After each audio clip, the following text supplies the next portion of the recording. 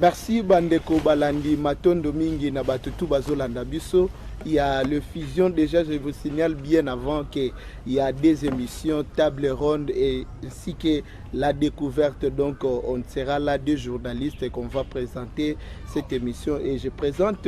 l'équipe technique qui nous tient compagnie cet après-midi. Il y a nos amis de presse de Vouvamo qui sont avec nous. Il y a aussi Gypsy Sanga qui sont derrière les caméras. Il y a aussi Olivier qui nous accompagne. Alors, cette émission, nous avons l'obligation de vous présenter la personne qu'on doit s'entretenir aujourd'hui. Nous allons parler de toutes les questions qui ont trait sur Fumu Kimbangu. C'est aujourd'hui que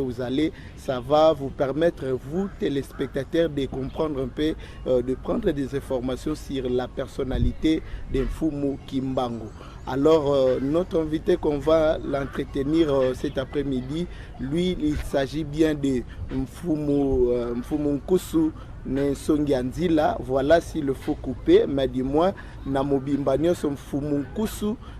Kiambu Nzalampanda, voilà. Pour Batunyo surtout Bayebeli Ndengwana Tozanaye déjà, c'est avec lui qu'on va s'entretenir avec des questions. Merci à vous et Matondo na bandekonyo surtout Bazolanda Biso yenge qui est non Fumukoso. Matondo mingi bandeko bapanzi sango. Kasi kombo olobi c'est le chef coutumier d'Iazola d'Ilungane. Il y a aussi Mbaï qui est là. Alors, Nabombi Monogonete, il peut se présenter puisque tu travailles ensemble. Merci beaucoup. Maintenant, Domingue Bandeko Balandi à émission yo. Ndenge ndeko Didier Kiazola uti ko Ibisabino et émission spéciale. To bengango émission spéciale pambate et pa yo pito yambi et moko ya bamfumu to bengi na kombo ya Nsongianzila mfumu Nkusu et Nzalampanda. Kiambu Mfumu Nkusu Kiambu Nzalampanda d'Angola. Nangola. Voilà, merci beaucoup. Voilà, vous qui me préciser vraiment combo. Alors Bandeko Balandi, au besoin d'émissions partout vraiment et tout cinq bolanda émission oyo na boke bignon sotozali ya wana kati ya Mongo Congo eza epa yo wapi e Fumu Kimbangu a pesaka prophétie. En 1921, le 10 septembre 1921, et Lelo Bandeko Bautaki ko célébrer fête wana ezaki mokolo na lobby et Lelo tozu occasion pour ça la émission na Mfumu Nkusu. Alors to la vraiment na bouquet bignonso et biso baindo to landa vraiment émission na bouquet bignonso Matondo mingi. Merci. Alors, s'il faut aller déjà rapidement dans la question, comprendre que nous sommes des Africains, on ne peut pas rester là français. Il faut que nous lingala aussi pour nous permettre bandeko tout balanda biso ba comprendre de quoi il s'agit-il. Alors, nazongeli les susu yenge ke nongunza Mfumu Nkusu. Matondo mingi ndeko Diazola. Mfumu Nkusu bandeko bazolanda biso baza na besoin ya kozwa mwa bososoli. Partant côté à la carrière na yo bisiko lekeli bayebi ba place sala. Alors lelo batu mususu bazoloba Mfumu Nkusu mate ya to ba enseignement na ye et eza ya BDK est-ce que za po aleka kikuna ou comment? Alors bazo konka vraiment ko ba musu balobi eza ya DKB ba mususu bazo pesango ba forme belé yango to sali effort to memela bandeko bazo landa biso na Congo central. Mfumu Nkusu est-ce que ba enseignement wana ezalaka ya DKB ya BDK ou eza ya wapi?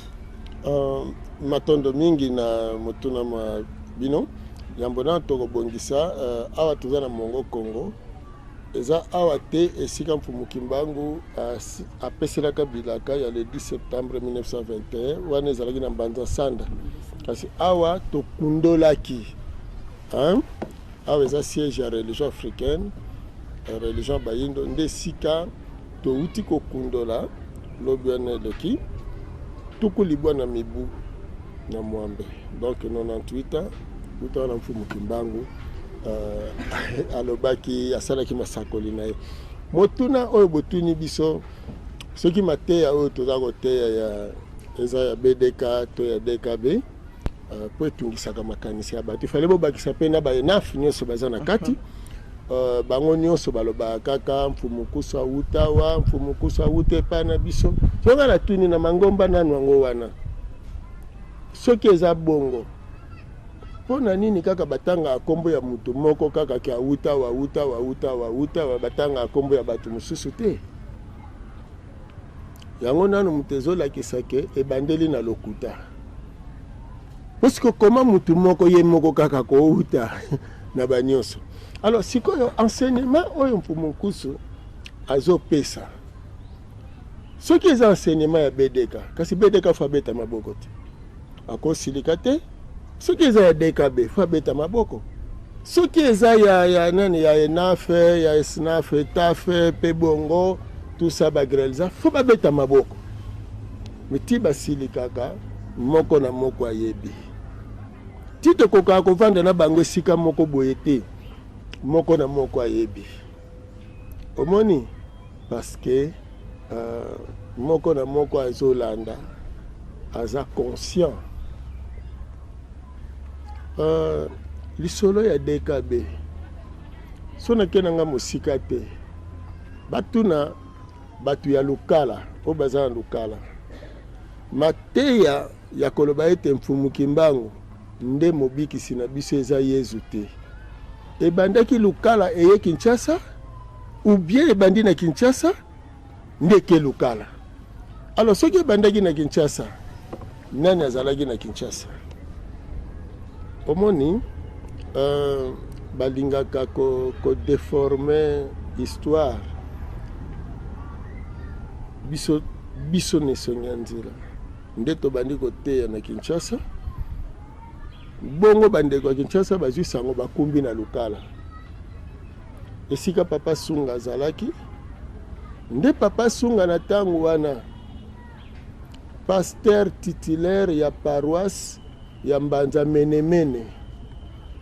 nde a confirmé na bandeko tozalaki na Kinshasa que voilà message mfumukusu azote eza ya solo omoni ndeko ya kosala ke première réunion ya kokela DKB ebandi na ndako epananga message biso toyambi na Pemba Kalunga toteyaka nsiku. Alors nayebi te soki nsiku yango wana BDK teyaka nayebi te nsiku soki yango wana DKB ateyaka parce que nakoko yebisa bino ke tango biso tobandi kotangisa nsiku na Kinshasa à part kolobaki mfumuki mbangu nde mobikisi ya bayindo enseignement ezali oyo moto nyonso ndenge toza wana ndenge batanganaka na bango nani na lingomba na ye parce que ya bango eza mangomba ya biso eza etinda kamata okoya yaka na kaye na yo na biki na yo nde molakisa kozwa pembe ama liboso na libaya to na tabla bandi kotangisa yo omoni. Alors ce qui vous voit ezotangisa ba principe est-ce que BDK pas ezotangisa nsiku est-ce que DKB pas ezotangisa nsiku parce que bao bautaki na DKB o babimelaki na keluka place bake batangisaka bango nyonso presque keluka omoni. Toza pona ko engager polémique te mais tolingaka pole biso bamitu wana nyonso bozotanga tokutana na bango tokenda epai na bango kokutana na bango ni mwana semi tokutanaka na pour la première fois na mama ye mongamu nakendaki koluka ye e avant nakutana na ye ngai nazali kosala deba na ngai moto moko ayebisingaki ete makambo ozoloba eza mpe na bato balobelaka yango na balabala ntiemi numero 8 na Bandalungu nde nake koluka motu wana mpona nayebisa parce que biso omoni ezalaka pasi na motema me napesa bino mwa lumière moko bandeko balandi na 1993 biso tozwi recommandation spirituelle parce que tobandi kotangisa nsiku na 91 me koyamba nsiku epai ya tata mokeli na 1985 na croisement Gambela nani Gambela Victoire esika tobandaki na toyambelaki nsiku lero wana toza na armée du Christ ya Mbuta Nganga ya papa Nganga mwana ngani wana toza na papa Sunga représentant provincial lero na régional oyo azwaka nomination na 1983 na Kikonka wana nga aza siko secrétaire général na armée du Christ. Il faut histoire ko remonter en musika omoni tango bandeko na biso balobake DKB bandi na 1986 te bazokosa ebanda na 1990 na 86 ezali bokabwani ya papa Sunga na papa Nganga. Donc papa Sunga longwe na armée du Christ en 1986 ake kokota na 61e communauté ya papa Mbaki Dinganga. Ndeto tambola amoni na 1991 biso tango tozwi recommandation pardon 93 tozwi recommandation tosangisa masanga toke tosololi na mitu nyonso bamosusu balobi parce que leur ont badi ya ba campagne en plein air parce que sango oyo ko bomba mate selo etinda ya mokila molimo tosali première campagne le 22 décembre 1993 na terrain ya Bondo wana to associé papa Atoli biso toke ko luka susu papa Atoli parce que biso tozalaka musapia munene bobosana te musapia munene lingelo ba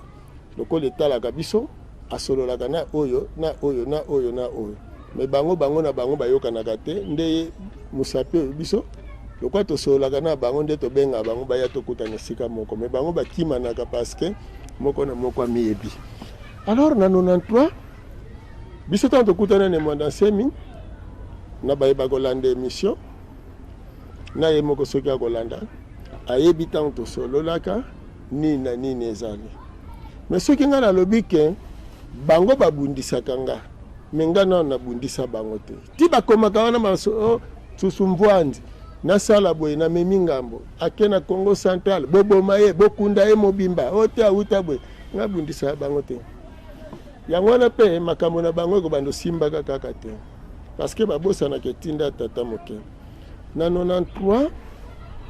tanto bandi ba campagne en plein air mission ezalaki ni biso banso tozala bomoko na bomoko wana esika nyonso tokei tosali campagne batu oyo bakolongwa na ngambo ya muyesu eza na Islam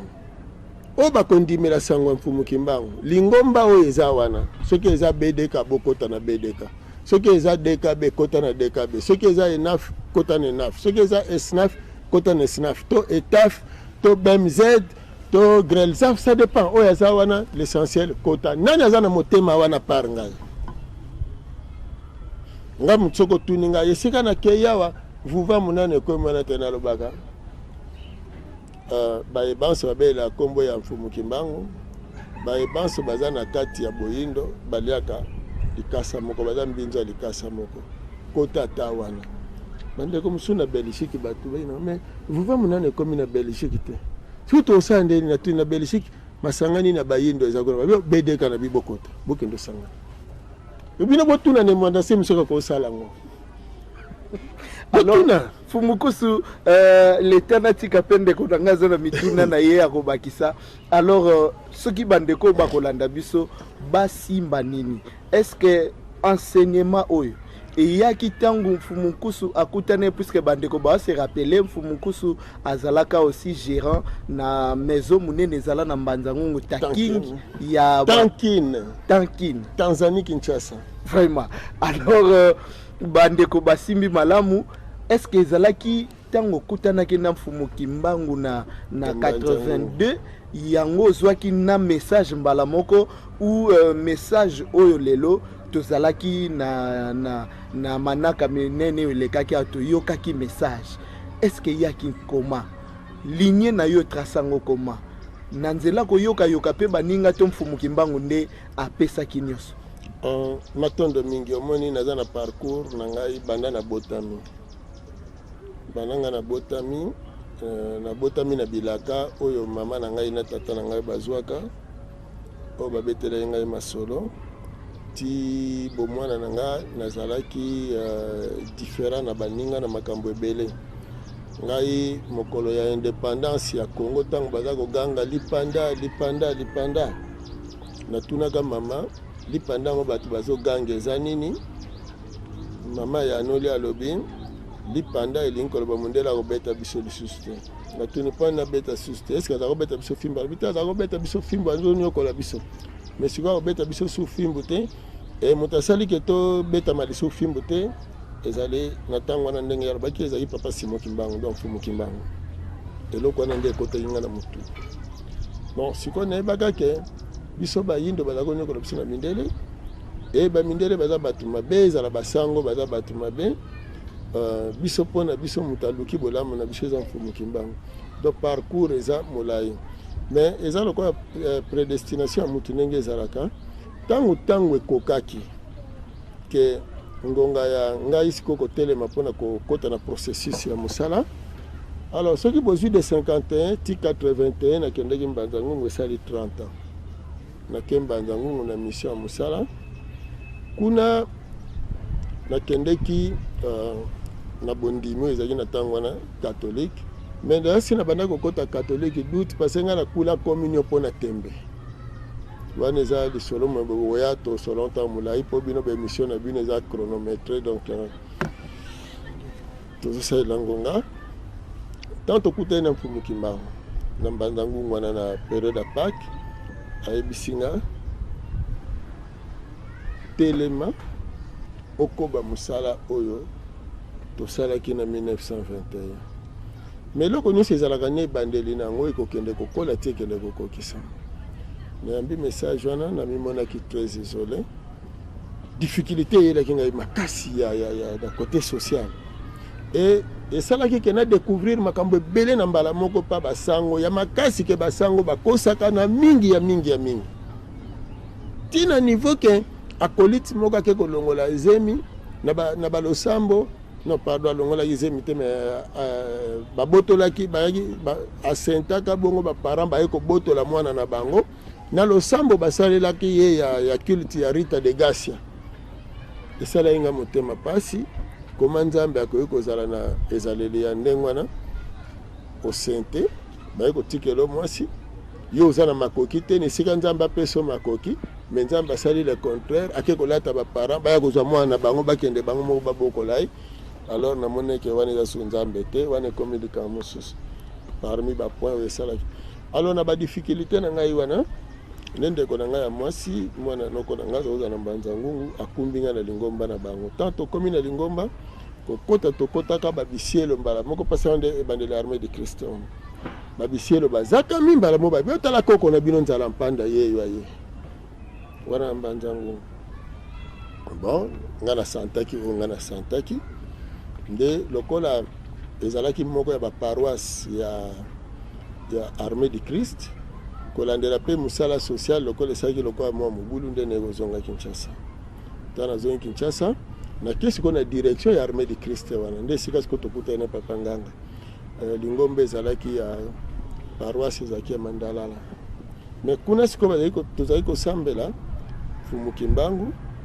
donc bien que tozoteya na Bible mais tozoteya plus Fumu Kimbangu bon on ngana bandeli ko comprendre na message ya Fumu Kimbangu ezalaki mususu par rapport ya onyoso toyoka parce que bato bazolo ba plus que Fumu Kimbangu atelemisa bakoka lebisa mababa sala sans message. Alors eko sala ke na oyo ngana bandaki ko sosola ndenge na lobi na 1985 wana ndene ko zwa vision ya siku vision siku ezalaki tableau liboso na nga lokola banderole Dieu voit tout Nzambe amonaka dotango esefase Nzambe amonaka nyonso na ndenge nini schéma eye ndenge biso tosala émission boye donc ti tout doit pas t'attaquer eliko na se émission yo ezokoma ndi bapesi schéma bato basolola mibale schéma ezalani donc organisation o wana si on a kobeta lisolo epai ya ndeko moko mwasi azalaki wana yabi ayoki suki ya motu etelebi atuni ngai makambo ozwelo yapi nayoki na litoyi moto asimi ngai alobi koloba te kobanda na bebisa ngaki koloba na bato te mais nyonso kobanda komona memorizaka nyonso mpe obanda koyoka nde esalaki bongo ti moko mosusu nazali kosala lokola likambo banei kokende kokola epa na biso nakendaka kosenga nyongo surtout nazobeta lisolo na bato ka mfumu kimbangu mponga azali place nyonso na okoma nazobeta lisolo bon biso bayindo omoni fo tolanda mfumu kimbangu na accent onga na bandaki kobetela na ntango wana ezalaki nanu te kolobake yezu te mais bien que tokolobake yezu aza mpona bamindele mais mfumu kimbangu aza mpona bayindo yezu mpe aza lokola neti na ntango wana tozoloba aza neti mwa likolo me na mokolo wana sikoyo tozalaki na croisement ya balabala force publique mpe farage ntango nazoloba bandeko bazotia tembe mbala moko bayebisi nga na litoyi eyebisa bango batala na Matthieu 15:24 donc premier verset oyo ngai nazwaka oyo elakisaki ke yezu aza mpona biso te na croisement ya balabala force publique mpe farage na commune ya Kasavubu nayoki bongo na litoyi na nga donc omoni makambo eza ebele na ya kolimbolela bato nde siko parcours wana ntango nake siko na ndako nabeti lisolo wana epai ya mama bana mama sanza en tout cas na convaincaki ye facilement na ndeko na nga tozalaki na ye leki na nga kokonzinga tozalaki ne na ntango wana nabeti lisolo ok mais ntango toke siko tosolola yango na baninga nyonso to bandeki kosangana na bango epesi mobulu bato bakabwani sango nini susu oyeli biso na ntango wana ngai nayebaka teke na mokili oyo BDK ezalaka alors kende kotuna ata bandeko ya DKB mpo bayebisa bino bandeko ya DKB bango sikoyo batémoigne soki nazalaka membre na BDK kende kotuna bato ya 61e communauté ya Jésus Christ kuna epai papa Mbaki soki bayebeli nga na parcours ya Bundu dia Congo bayebisa bino ke te parce que ngai ezalaki mpa baprotestant wana na nini na 61e communauté na kati kuna parce bazwaki nga mpe motei mais baprotestant bamela pema bana classe batondi baprofesseur batondi na kati na bandimi culte général lokola barévérend bamiyelaka te bazwaki mwa retard mokolo yango mabongisa tata mokeli ndenge ezalaki ntango kiliti ya dimanche ekodi mesili tokóma sikoyo na kiliti général alors ndeko oyo atambwisaka ekodim lokola amonaki nga nazalaki wana bien ke nazalaki na nga na suspension pase wana ezalaki mataabi ndeko koteya lelo yosala na officia nga nayebisi ete yosala officia nga na teya lokola ayebaki makambo nga na bandeki koteya tuninga yo koteya na mokanda nini eza na oteya na mokanda ya liki ya histoire enfant prodigue abia boye eza nde ça va teya alors ntango nateyi nzoka bango bayebi te enfant prodigue wana mpe eningisaka susu bayuda kuna na ntango na bango alors nga nazwi yango kaka napesi histoire wana lisolo wana ya mwana no boyebi mwana oyo azwaka bomengo tata na ye akendaka alors omoni mwana na mpe akendaka akendaka kolia nini ake kolia bilei ya bangulu te alors ntango nakomi na point wana nayisika bandeko oyo bana nzambe mbote neso bango bakangi mbote to ezotanga na bible esi bango omoni lisolo wana eza lokola bino bayindo nzambe oboke kosambela wana ya yezu wana ya yawe wana ya bino te nde esaliki bolia babisuka dendon bamakoso bolata batombola mpona biso fo tozonga na kati ya mfumu kimbangu nde nabandi kotandela bango baverset biblique bamatthieu 15:24 bamatthieu 10:6-18 tobandi kotandela bango na kati wana epesa mobulu nazwi barévérend natie bango batémoin na bi ndenge bavandi bayebi makambo nyonso après nasengi paster azalaki wana botonda mateya paster atondi mateya scandale epa baprotestant bo baza batémoin bandeko ya DKB bayebi siko botuna ntango wana tozosala eske DKB ezali DKB nane bandi te soki tokoimagine ezalaki bane nini à peu près 89 hein? Parce que 88 nakangami nga nake prison nasala prison 2 jours mpona makambo nasala 5 jours na grande instance na kasho grande instance na sala mokolo moko na circo na lala libanda na babalabala na bamatanga ya bato na ebite likolo makambo na betama bafimbu na zwa choc tina miso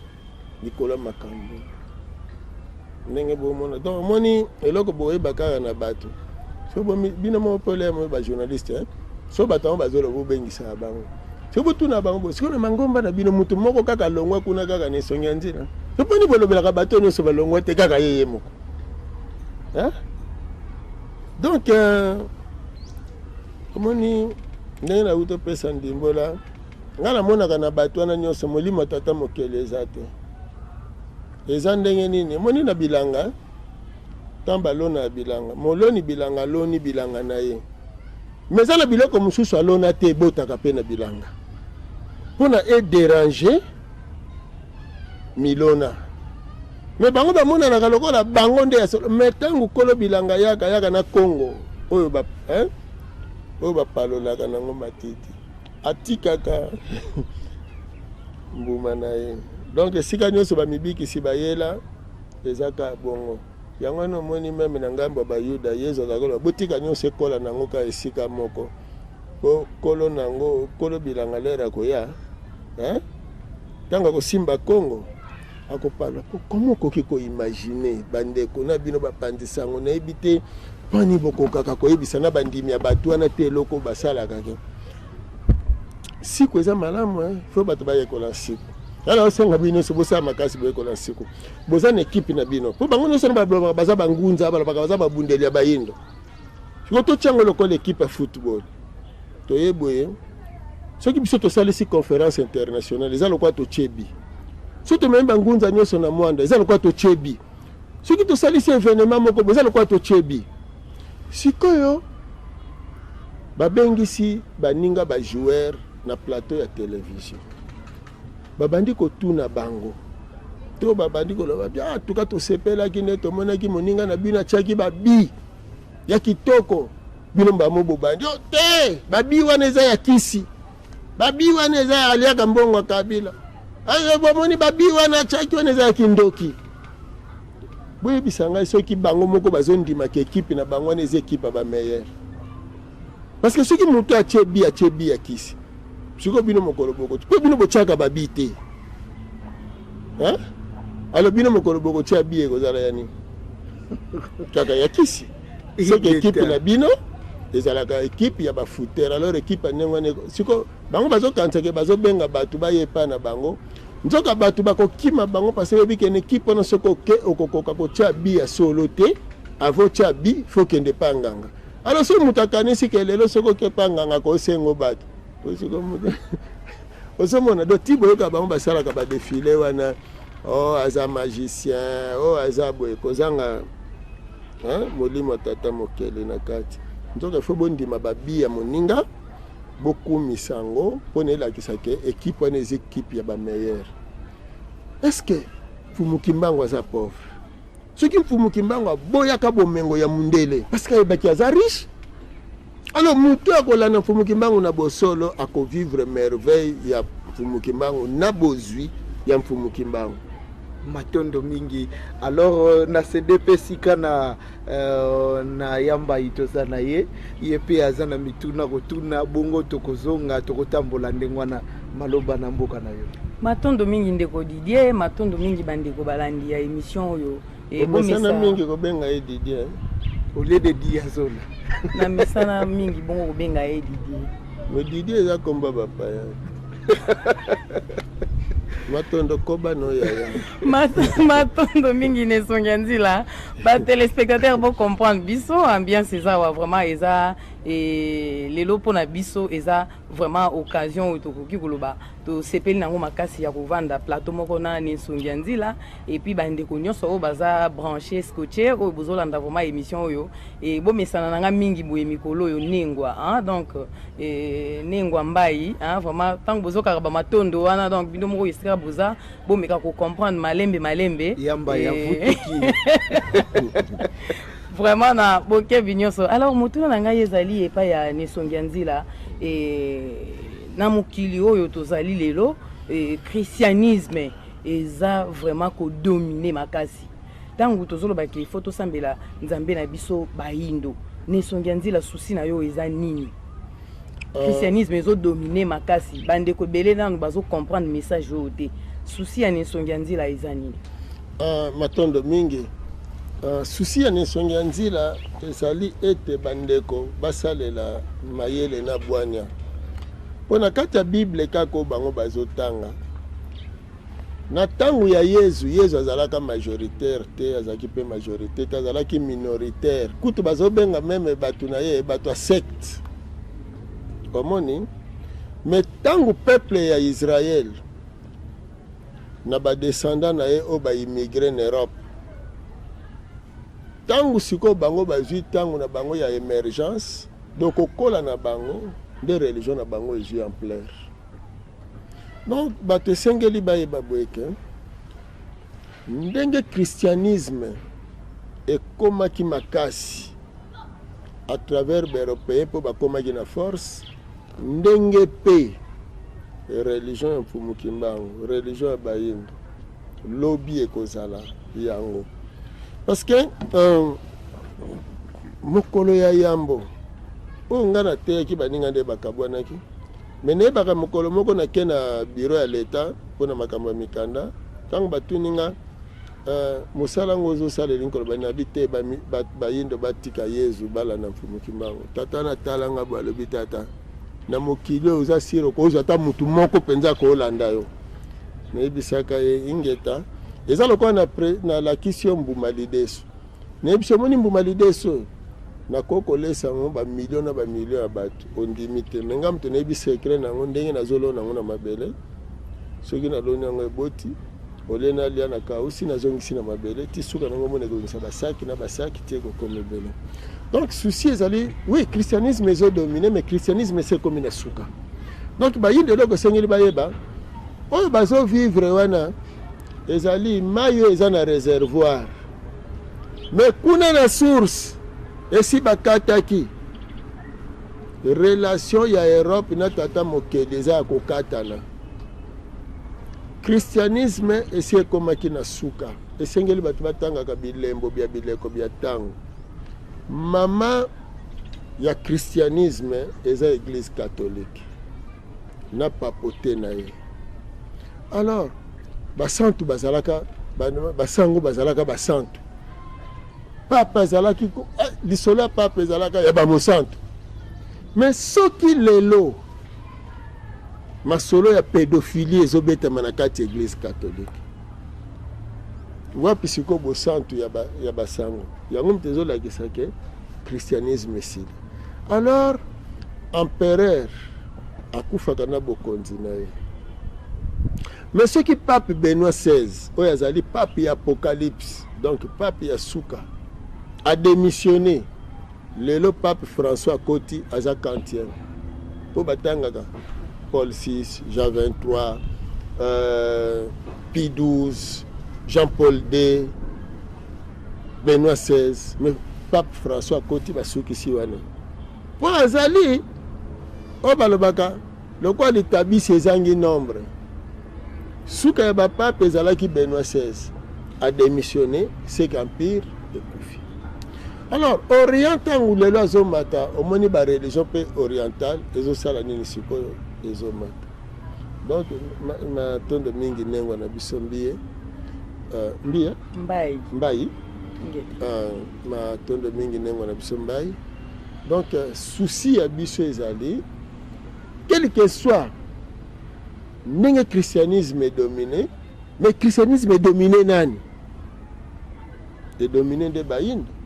parce que bakolo religieux eza mindele baye na religion na bango grâce à religion wana nde badomine nango bayindo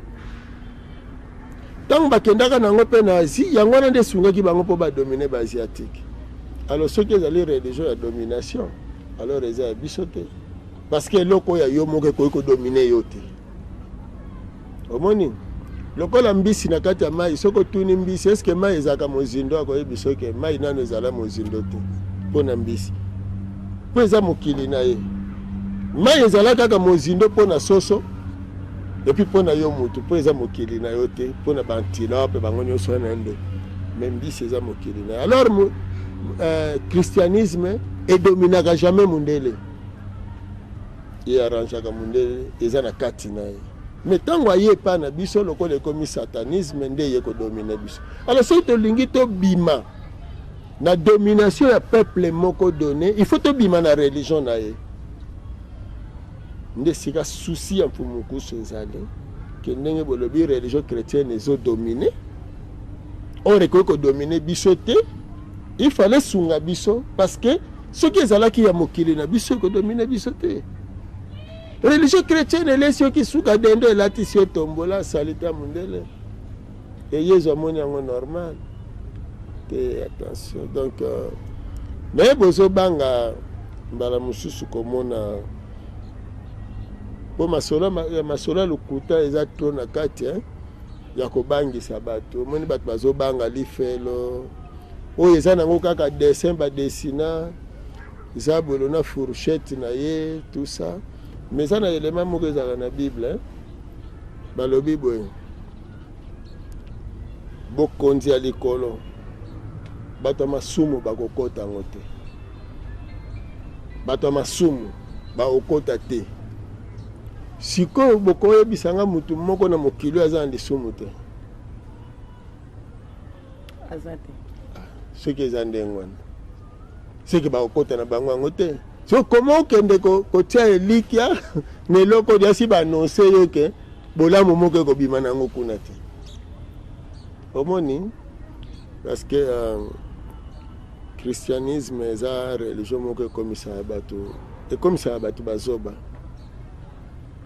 bato basambelaka na bareligion wana bo eza religion fimbu fo bososola yango ebeta bato bafimbu mpo bato bakoma bongo bino boye na mongo Congo bomonaki bato na mongo Congo bobeti lisolo ya lobi na lelo mais natuna nanga ata batelespectateur na bino indirectement batuna ya bino motuna te soki baapôtre nano balia na yezu bakenda lola te après baapôtre nani boyebi akenda lola soki aza te ndenge nini lelo yoko okoespere kokende lola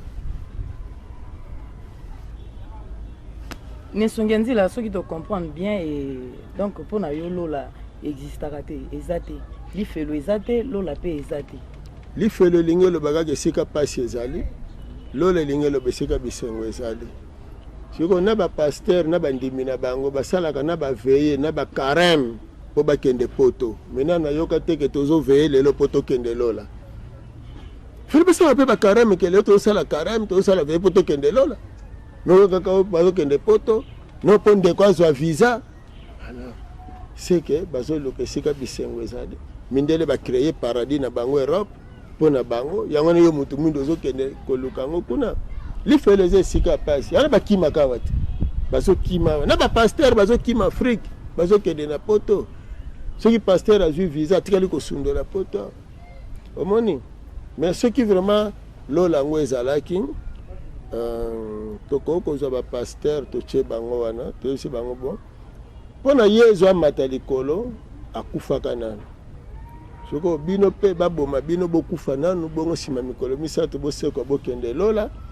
ou alors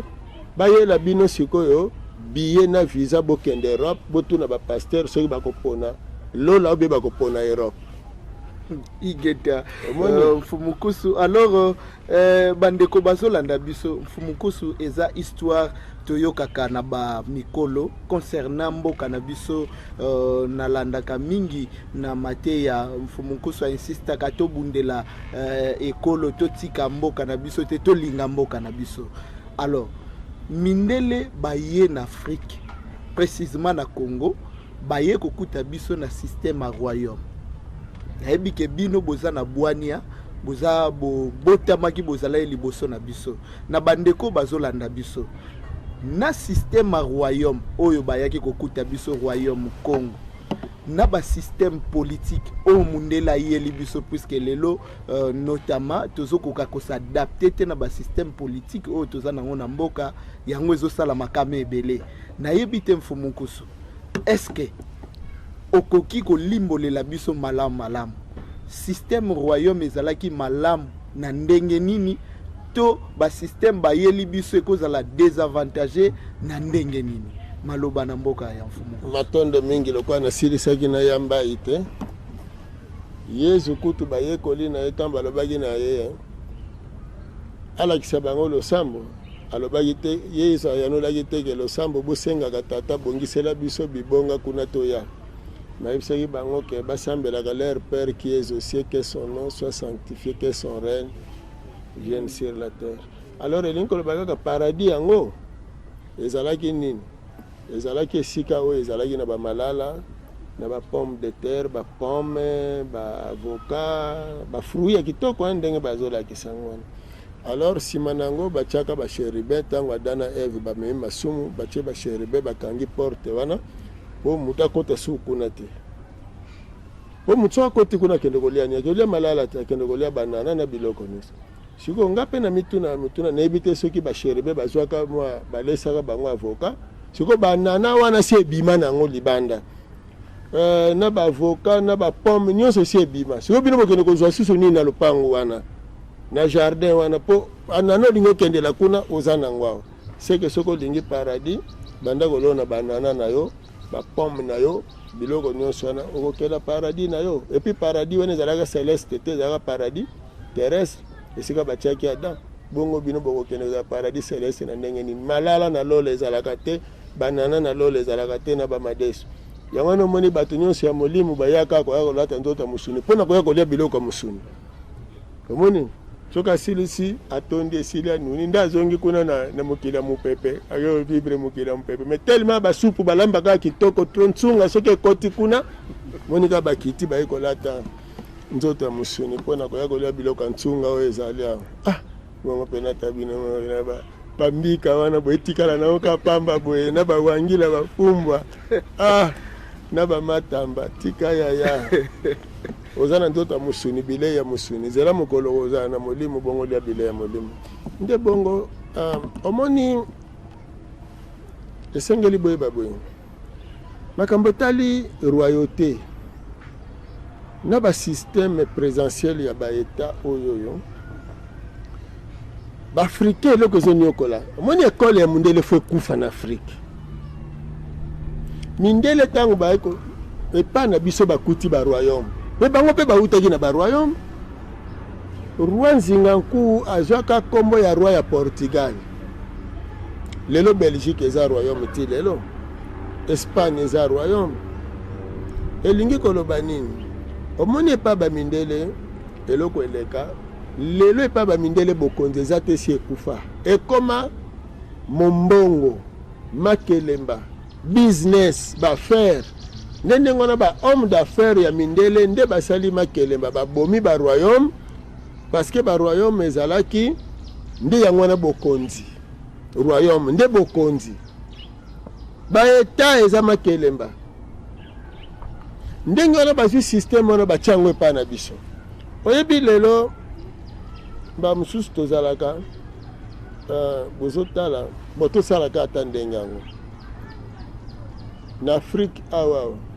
soki bolobi mandat 5 ans renouvelable une fois mutu azalaki pauvre akomi député akomi ministre akomi président en Afrique azalaki pauvre azalaki na eloko te boza sûr que pendant 5 ans po boyebisi après 5 ans okolongwa est-ce que akosala mpona bolamu ya bato bia akosala mpona bolamu na ye eza clair ke akosala mpona bolamu na ye eza lokolo obali mwasi ezoyebisa omoni yo ndenge nga na mbongo na nga me yo na kovivre no kaka 5 après 5 ans olongwe na bali mwasi mosusu oza sûr ke mwasi wana akosala mpena mpona bolamu ya libala jamais akosala mpona bolamu na ye parce que ebike dans 5 ans na kolongwa na bomengo oyo donc makelemba ya mindele nde bayela biso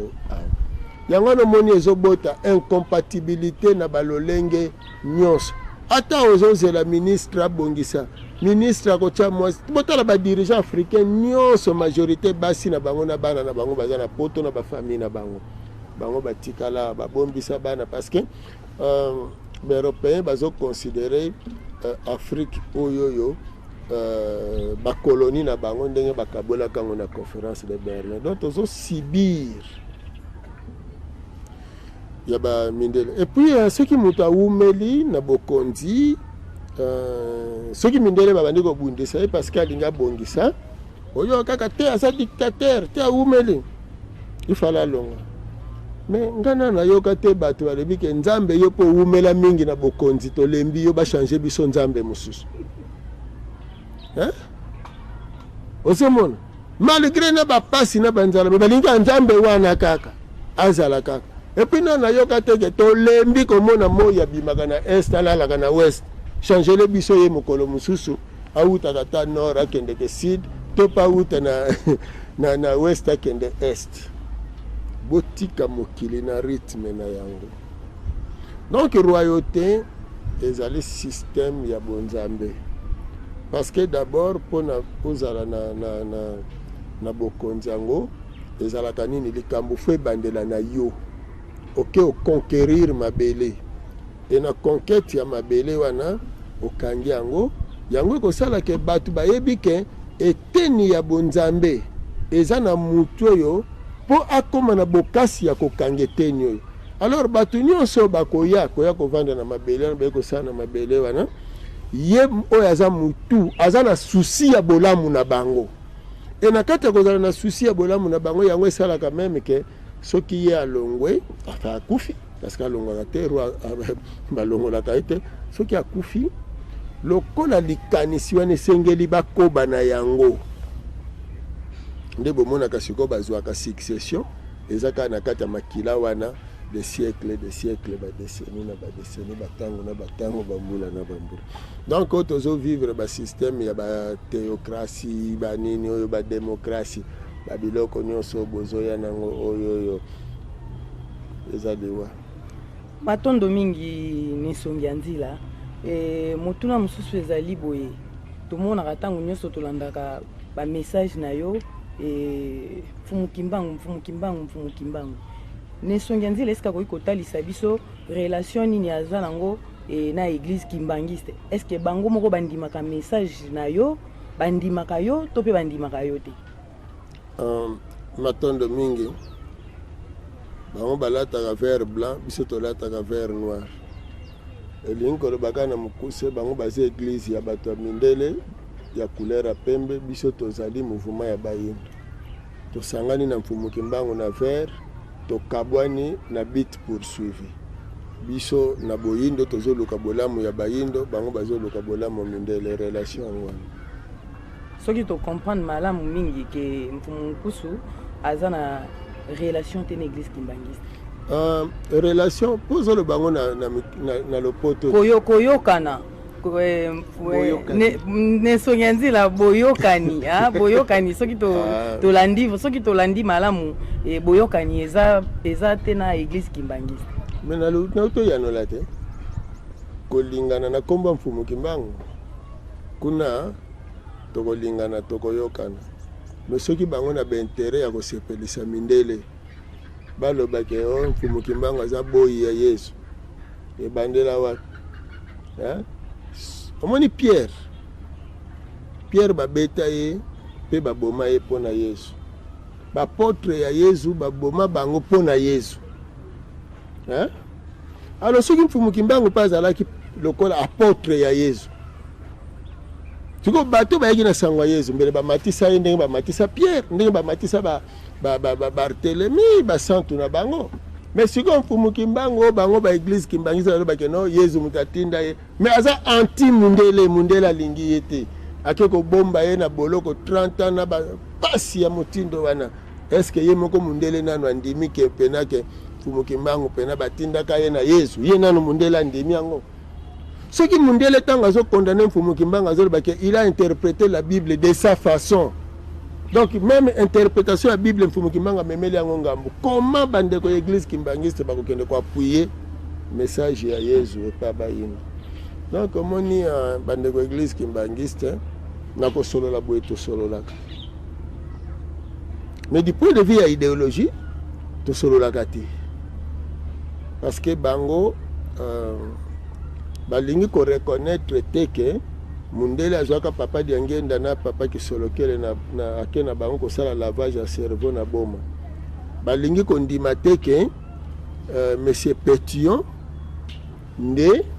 atindaka papa di angenda po basala église Kimbangisi nde sika problème eza donc faut basala makasi bayekola histoire ya église.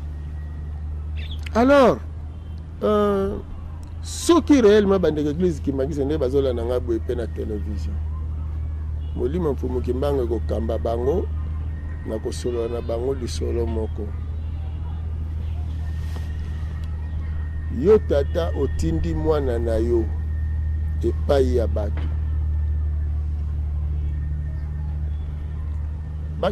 bakende opesa bato eloko siko mutu wana mwana oyo otindi to mutu oyo otindi soki akomi bango kozongisa maloba bakoluka yo bazongisa maloba to matondo na bango bakozongisa ngo na oyo bazomona na bandi bakozongisa matondo na mwana noto na ndeko oyo tindi balobi ke matondo tosepeli mingi ndenge okomiseli biso liboke oyo swati yaya na swati tata na yo atindi kende oyebisa ye tosepeli zongisa matondo. Donc en face na bino bozomona motindi oyo atindi ye ebino bokosolola na oyo atindaki pardon oyo atindamaki mais soki balobi ata Yesu atindaki mfumu Kimbangu mais bango en face biso bayindo tomoni Yesu te mais tomoni mfumu Kimbangu siko matondo na biso tokopesa na nani tokopesa na mfumu Kimbangu comment batie mfumu Kimbangu pembeni badizo yebisa bato ke no bozongisa matondo pa Yesu na ndenge nini voilà esika wapi biso na bango koyokana eza te matondo mingi nesongia nzila ndenge oyanoli biso mais tokoyokana lobi na sima lobi matondo mingi nesongia nzila matondo mingi pe na bino bandeko batali oyo bozo kolanda biso vraiment na bokebi nyonso na boye bandeko ba technicien bazo signaler biso déjà ministre so ndeko nesongia nzila episenga na bengo subungu na benga ta chef coutumier te benga ikadi ya zola poso benga pe chef coutumier ko bandelaka na français chef coutumier. Merci beaucoup la batu bazo kamba biso na sima ba cadrage ba caméra on est ensemble tozo kende na rochité mais du moins ezana mitune belé on a notre tunité po bandeko pe bazana besoin ya koyeba bo solo vraiment surtout pour nekolo na biso mboka na biso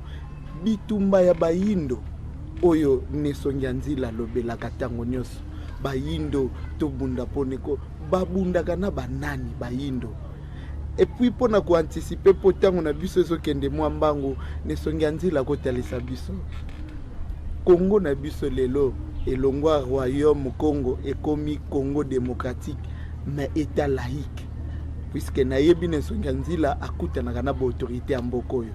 est-ce que ezalaka malamu tozala état laïque tokosala bitumbango malamu to koma nesongia nzila voilà ba question mibale ona kokai kosangisa état laïque et puis bitumba bayindo ezalaka na banani eponani matondo mingi bitumba ya bayindo tozobunda na système o mundela yela kibiso eza système oyo koboma biso kobebisa biso na lolenge nyonso tala kaka ozana kombo kitoko ya Diazola ndeko na ngai mwana na ngai mbai tanga zo benga Diazola ye moka zebate ona lingaka likambo na lingaka moso na zongisi ya mbale na tuna e Didier linkolo banini a mobulu ekokota kuna ebandeli kaka nanu wana yango mto tozobundisa nde système wana ke bato mosusu bakokolia ngulu na bango babwaki ba makoso bongo bayindo bakende kolia ngo lokola baza bambwa wana nde tozobundisa. Alors pona lokwane sila esengeli bayindo bazwa conscience balongwa na état kiliboma balongwa na état d'inconscience bazonga penza bato donc tozobundisa nde système mundela hotel mawana tokosolola na ye lokwane tokende na dernièrement na ambassade ya ba Belge tokendeki te po tobundela bango na makofi mais toki po toyebisa bango ke tango na bango si esila et puis baza na nyongo na biso bazo violer ba corps ya biso na bango tosalaki na 1960. Donc ceux qui ba dirigeants africains puis bandeko na ngai babenga makabangunza ne puis na ndeko bandeko église kimbangiste conscience na biso nyonso esala depuis 60 tina lelo soi-disant communauté internationale impérialiste wana bazo violer accord auto signé na bango parce que faut boyeba que chaque état d'Afrique a une date d'indépendance. Or date d'indépendance ezali de commun accord ba signé yango na ancien métropole na bango. Alors l'inko bake ancien métropole a une obligation ya kotosa bakor wana. Alors ce que eza bongo bango balingi kotosa bakor wana te do to conscientiser population na biso et ba ko se prendre en charge pour na koloba na ba dirigeant na biso que jamais beaucoup ko zwa ka ba injonction ba mindele. Une fois mindele a pesi injonction akokuta biso peuple parce que au comité mokonzi pour no sepedisa mindele mokomi mokonzi pour na biso bainde. Alors ce qui tolobi na état laïque tokoki toloba boye à travers le monde peuple mon côté a un développement dans un état laïque dans la religion étrangère. Mais est-il que les gens qui ont le moko les gens qui utilisent dans la première ère pour ne permettre le mouvement ya bayindo ezope sika de kotisaki mobeko ya état laïque. Or kaka yango laïque wana uti pa ba catholique pe kaka parce que ba laïque baza ba catholique elingo ba simplement que ba laïque bazaki banani bazalaki bato bazaki ba missionnaire te parce que kala bekolo bozo mona lelo ezaki bekolo officiel donc bazaki benga bekolo laïque donc bato baza ba missionnaire te mais balulaki makambo ya catholique nde basali ba école na bango do bango wana bomoni même dernièrement tant ba catholique baza otomboka wawa na mouvement laïque na bango ono baza ba laïque ya ba catholique nde bazali kotomboka donc le baké état laïque ezali mayele moko bazali ko utiliser na ngambo na bango po bazwa bato baza susu na kata catholique penza te ba mupe ya basango mais bazwa bato mususu ba créer na pembeni nde sika wapi siko ba religion pe mususu ezo profiter ko le baké tokoki ko zala biso c'est parce que na l'ère wana catholique azala ki église d'état osomona. Mais à travers le monde, bâtiment se peut baser développement, faut baser la katia religion na bango. Et incompatibilité, les lobes communs, ce qui laïcité en open les alliés ya ba christianisé te, bazone di mapene ta laïque na forme balinga ko lobela ke liberté ezali na batunios, mais siko l'état na biso. Ape misaka batuna mokolo ya le 1er janvier. Les a fêté ba chrétien. Après misaka batu na Pâques eza ya ba chrétien amemaka batu na Noël eza ya ba chrétien osomona tabaski kutu pe ya ba araba wendima mite eza na esika te alors que twana ba date na biso makasi ya lobiko biso bayindo bon ce qui tozo pema le 17 janvier ingete eza pona le 16 na le 17 musée Kabila na Mbuta Lumumba OK. Le 30 juin pour l'indépendance. Mais le 6 avril, il y a un Fumukimbangu Basota Kango. Le 3 octobre, il y a un Fumukimbangu Baso Soté Yango. Le 12 octobre, il y a un Fumukimbangu Basoté Yango. Le 2 juillet, il y a Kimpavita Basoté Yango. Le 29 octobre, il y a Vitankanga Basoté Yango. Le 17 janvier, il y a Mbutamacho Basoté Yango. Alors que, grâce à Bitumba, il y a un Fumukimbangu, il y a Kimpavita Bambutamacho Bambuta Lumumba. Non to banana liboso na baye ya liboso kuna nde batu nyonso bakolo bakenga na za président de la république ngai nazali général ngai naza premier ministre ngai nazali colonel ngai naza ministre ngai naza député ngai naza sénateur ngai naza voandu ngai naza na ba immeuble ngai lelo na koma kola na Gombe pona balo bango c'est grâce à Fumukimbangu na ba ibanso babundaki pona bosome mais lelo batie bango na pembeni babosani bango tango babosani bango batona bakokambaka na libabe yango na bomoni nyonso basalaka esimbaka te parce que bazokamba na libabe ya milimo ya bacolonisateur okomona bango le 25 décembre au Congo kosala te otuni pona ni oh non parce que mokolo soit disant mwana moko abotamaka quelque part mais mwana na bamindele asa ya biso te osomona. Oh non, le 1er mai, c'est le 1er janvier, fête à Janus. Janus, on a un nzambe ya mitumi bale. toboke losala feti na ye bino pena ese bino boza na nzambe ya mitu mibale te toya boye kaka bango bakokota na bapaki kaka bango bozokumisa donc eza pasi donc vraiment te eza mawa mingi fumukusu ntango batie bahéros na mboka na biso bato babundelaki ekolo batangi Lumumba moto oyo adeklaraki mfumu Kimbangu kombo na ye eza te parmi bahéros or histoire tokoki kobosa nango te mfumu Kimbangu azalaki parmi bato balitaki mpona ekolo na biso mais aza couronné te comme héros. Est-ce que ça la bino peut passer te ngai esalanga pasi te nga nasepelaka ndenge wana mfumu Kimbangu bakotya ye héros te na baforme bango bazotyela mfumu Kimbangu aza koengage race na biso mobimba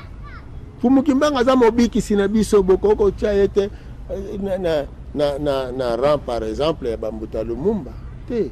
parce que Bambuta Lumumba bazwi likanisi oyebi bozalaki lobi na bosangani tant tozotanga prophétie ya mfumu Kimbangu. Mfumu Kimbangu alobi na ye kobikisa bana ya Congo pe bayindo nyonso sikoyo akozala héros national na ndenge nini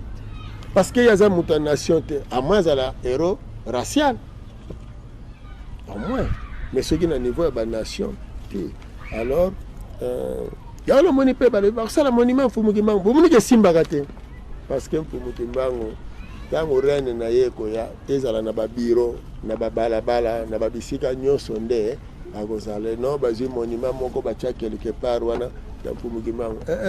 mfumu Kimbangu akozala otali mutu mwindu nyonso otali ye na tolo aza na makaron mfumu Kimbangu otali na babiro nyonso tina bandako nyonso tina babilanga partout esika nyonso bakolinga kosala mosala babanda mosala babengi nanu mfumu Kimbangu ala musaba ye batalaka eteni wana domoni niveau mfumu Kimbangu eza likolo ya likolo et puis na mawa na bandeko bazokanisa ke mfumu Kimbangu aza mutu ya Congo central na ndenge abotami na Congo central te mfumu Kimbangu musuni ebotami kuna lokola musuni ya Yesu na Bethlehem me molimo ya bana Israel mobimba donc mfumu Kimbangu aza ya bayindo banso alors soko zana mwa secteur no ya mwa tribu na yo vanda na coin ya tribu no na mutu no ya tribu mais mfumu Kimbangu aza likolo ya nyonso alors tango komela mai omeli ye tango kopema opemi ye tango kolia oleye alors tango siko ya kokota na kati na yo akofungolo mayela matisi ya commission mutu donc oya ko commission mutu ezaka mfumu Kimbangu po ye mozipoli ya nyonso ebombama matondo mingi ni songia nzila mutuna na biso ya suka ezali te ya suka te kokoba na na koiko koba me bande ko ba technicien bazotali na régie kuna ba kopusa mwangonga eza masolo malamu te po après émission ba kolinga bacha ba mabine ezangi tini matondo mingi ni songia nzila mutuna na biso mususu ezali boyi bande ko bazokolanda émission bande ko pe balandaka yo mingi na ba émission ebelo lekaka na RTNC et pas na biso pe na RT5B et puis na GKVP ba émission elekaka mingi tango bazotala ni songia nzila oyo azolakisa biso nzela tolanda mais comment akoki kozala lisusu polygame boy azaka na basi misatu tokolanda makambo na yalobaka te azescro akosaka biso ni songia nzila soki to comprendre malamu mingi polygamie eza nango autorisé na race noire matondo mingi bon omoni ba chinois baliaka mingi biloko ya sukali mesoko pesi yango na bayindo babanda kolia biloko ya sukali omona babandi komona yango lokola mabe société moko te na lobi eza monogame même ye mundele ti azoyebi soki ye aza monogame aza na maîtresse basango babota bamusu na basi mine mitano bapaster ti ayete atelemi boye azolakisa bino mwasi moko na CCC aza na bana 24 abota na basi ebele Ancien Testament na bango moko ezolakisa ke mobali jamais azala na mwasi moko. Mais na kopesa bino exemple kaka parce que biso tanto tozongisa nature na sika nango. Mfumu kusu ayeko lakisa ayeko teya bato. Ofingi nge escroquer na nini? Parce que na lobi te ke bozala na mwasi moko bongo yo moninga na basi misato. Natandaka bango misato batelemi au vie et aussi de tout le monde. Donc côté nyonso na kendeke na memaka bango ke na ye na mokili ya polygame. Pona la kisabino ke polygamie nde ya tata mokeli. Na bomba bango te. Na kanisaki banga babenga ngai mutalukuta soyi na bomba ki ba mosusu. Bongo soki nombre ko bakisa. Na bomba te. Mais loko na ngina yebisa bino ezabwe. Bon observa kana na taba soso na balupangu na bino soso moko ya mobali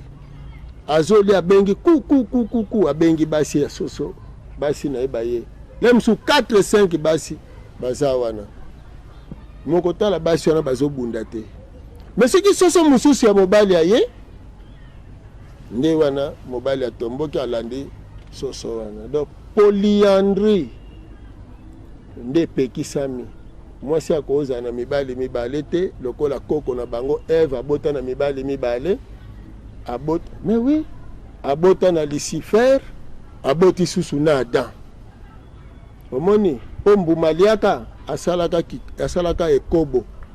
azwaka mobali po eza na mbuma moko te na mokili soko liango ekolaki soko za bolumbu omoni polygamie eza société ya tata mokeli. Po ye moko nanu tata keli likolo na se aza polygame. Tosolola ngo sikoyo. Moi mobali. Tocheka na français. Moi.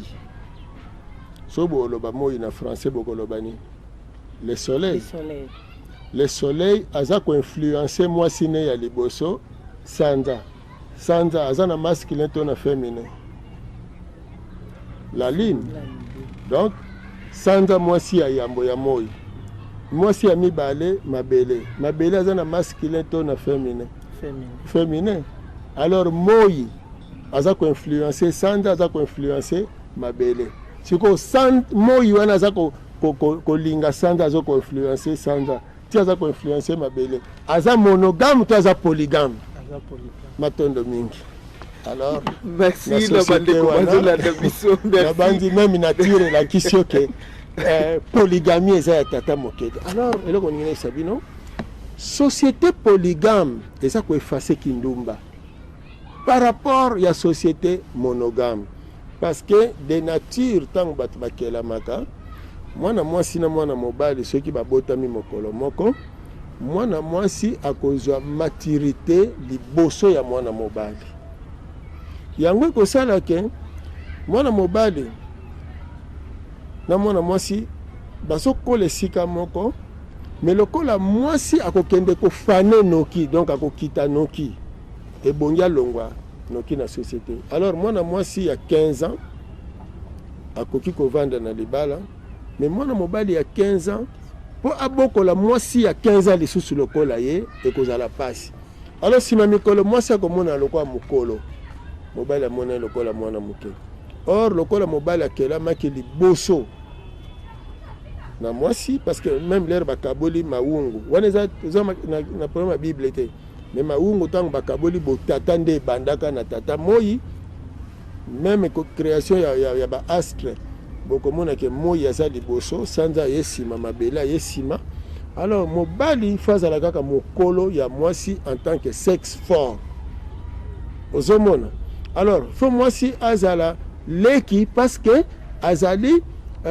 soumis na soumission parce que mwasi faut se soumettre pas mobile. Alors ndenge nini bozwa mwasi azala plus âgé to azala âge moko na mobile na soumission kozala te il faut bozwa bazana se. Alors suite ya bongo bano bawya ko botama na deuxième génération il faut bolongola bango parce que bolongoli bango te botiki bango l'air bakoyoka bomoto babandi kokende komitika na ba n'importe wapi nzoka soki bolongoli bango déjà boche bango na mabala o mususu bayeli susu bolongoli bango bozolongolaka bango de bakomi telengano te nde sikoyo nakoya na question esika na koclôturer. Mobali moko aza na basi 15, basi wana 15 to basi wana misato baza na bango kaka mpe na mobali na bango wana kaka moko. Motuna na nge eza boye, lokola aza na basi wana 15 officiellement, mobali wana aza infidèle to aza fidèle, bino boyanola. Aza na basi ne wana misato, aza fidèle to aza infidèle, ce qui a présenté bango boye. Siko basi wana 15 baza na mobali na bango kaka moko wana, basi wana 9 baza na mobali na bango kaka moko, basi wana misato baza kaka na mobali na bango moko, basi wana baza ba infidèle to baza fidèle. Omoni journaliste batuna kaite mais na isi bino ke na sa motema bazo yanola ke na mobali na basi baza fidèle. Omoni yango. Alors société polygamique vaut mieux que société monogamique. Société monogamique eza bolingo te. Pona nini même lelo omoni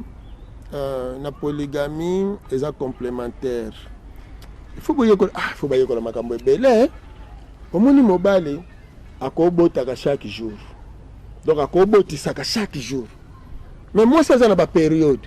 Ce qui mobali akomi na ce qui mama akomi neti na période tate koti mobulu ndende bozomona même mama ce qui aboti faut repos. Alors que mibali nyonso baza na résistance. Bino bokanisi tata mokele asalaka ke polygamie ezala bokanisi azalaki ezoba alaki zoba te. Alors toko sunga bino na eteni wana yo okendo kata mbanda Gillette obengaka ngo zuwa zuwa te, eza likunya olingo bebisa ye elongi, eza zuwa te, eza likunya oyoki kaka aya ko déranger héritage ya bana nanga seke pona biloko. Mais tozwa kaka mwasi moko na mobali na ye bayokanaka bon bayokanaka bien mais baza babola please. Alors moi si moko ya riche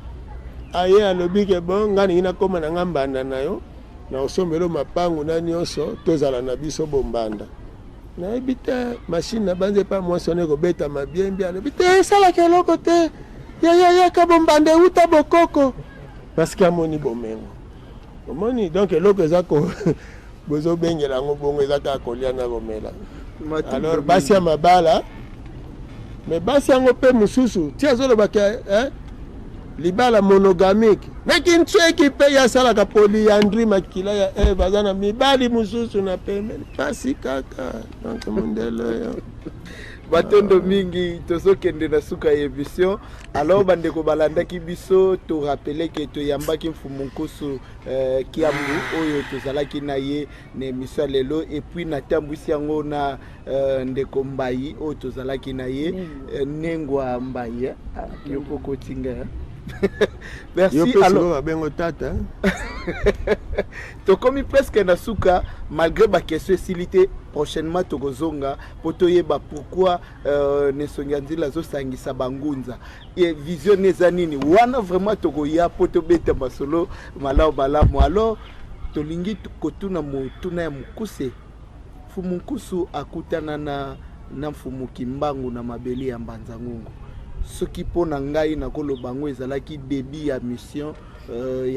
ya musala oyo epesa melio. Mais pourquoi mfumu nkusu aza impérar na ville ya mbanza ngungu bana mbanza ngungu bamitunaka ba question? Mfumu nkusu aza moi rare te na mbanza ngungu parce que aza représenté na mbanza ngungu na bangunza baza wana bangunza makela to profiter ka tozosangisa bangunza mpona kosangisa bilembo na bango. Toza rare te na mbanza ngungu me bosa makasi po boyebisa mbanza ngungu ke mbanza ngungu mobimba bazwaki libaku monene. Soki mfumu nkusu abandelaki akendeki kuna po akutana na mfumu kimbangu yambo po atelema asala mosala. Raison ezali ke makama mfumu kimbangu ekangamelaka na mbanza ngungu. Donc pone fungwa mape esengelaki na esenga nzila akoma wana esika ekangamelaki po azwa likabo akontinue na yango. Yango na bandeko ya baderive babongisa maloba na bango mais rareté ezali te parce que tovandi nanu awa esika bondoki nyonso evandeli mais histoire babongolaka yango te daya tolaki bino soki avant suka mbula oyo te ne bandele ya mbula tozoyamba nzango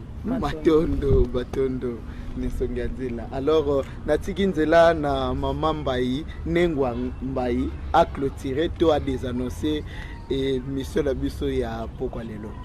matondo mingi ndeko Didier matondo mingi bandeko susu Didier ya nini ngai komaki Nengwa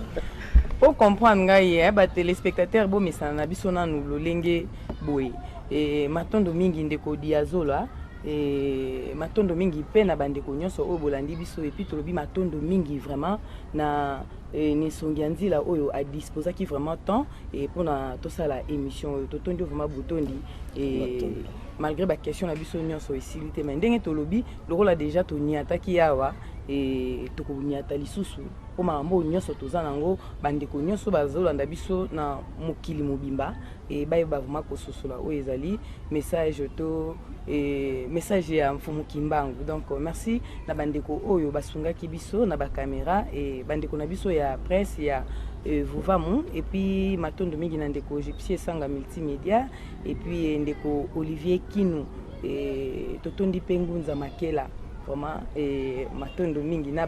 banengwa nyonso ya mboka mbanza ngungu et puis banengwa nyonso ya monde mobimba donc bo misana nga mwa mingi boye nengwa Mbai et sopo lingi ya kimpa vita donc et nazo comprendre déjà message et surtout que lelo naza pembeni ya nisongi ya nzela donc nazo zongaka déjà malembi po balobi na biso vutuka vana mpambu vidila et fumwa ntsakuni vunda donc et ilutondeli matondo